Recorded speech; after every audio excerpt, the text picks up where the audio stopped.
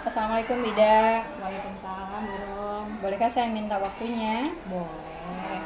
Begini Bu Ida, saya ingin bercerita tentang apa yang saya rasakan akhir-akhir ini di kelas.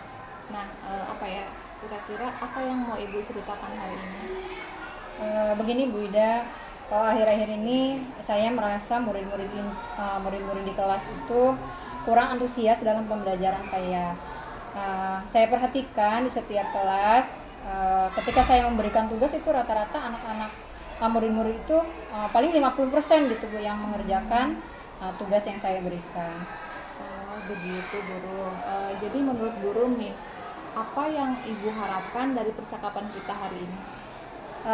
Saya mengharapkan solusi bagaimana caranya biar anak itu antusias terhadap pembelajaran saya.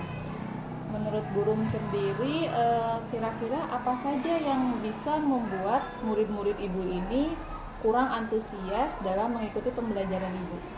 Eh, Kalau saya ingat, murid-murid itu kurang antusias karena barangkali metode pembelajarannya yang terlalu membosankan, kemudian terlalu monoton. Saya juga dominan, terlalu banyak berbicara di hadapan anak-anak.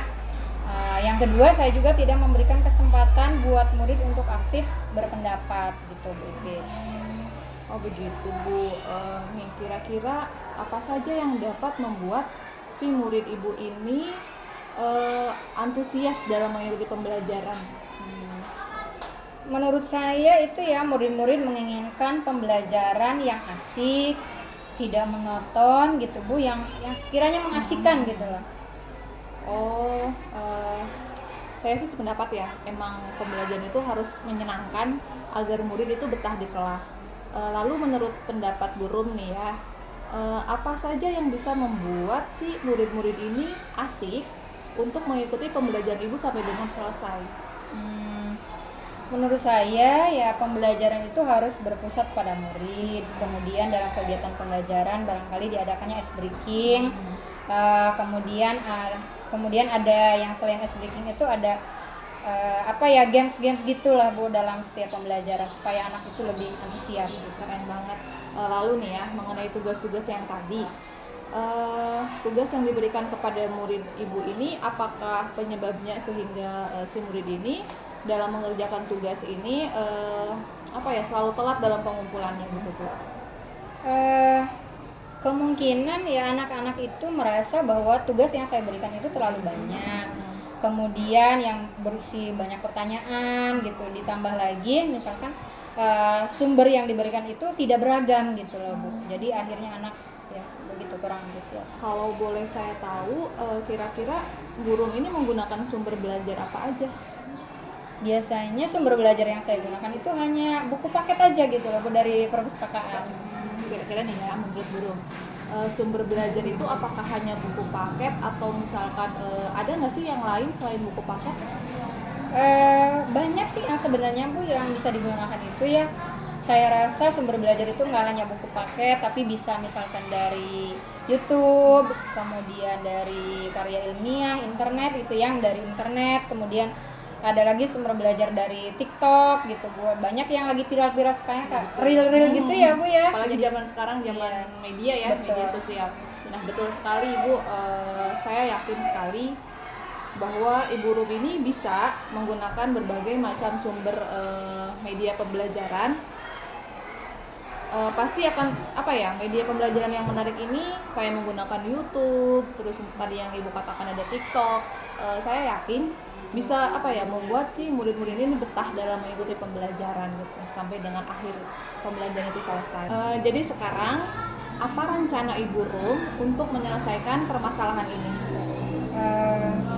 Barangkali kalau kayak saya sebutkan terlalu banyak media lain gitu ya Bu untuk pilihan, barangkali rancangan pertama saya ingin menggunakan media pembelajaran itu yang mengasihkan, rencana pembelajaran itu yang mengasihkan dengan menggunakan sumber belajar misalkan dari YouTube, kemudian TikTok.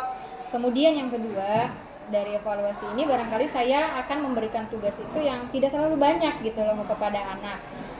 Istilahnya saya akan melaksanakan pembelajaran diferensiasi sehingga murid tidak ngerasa terpaksa gitu melakukan atau melaksanakan pembelajaran itu.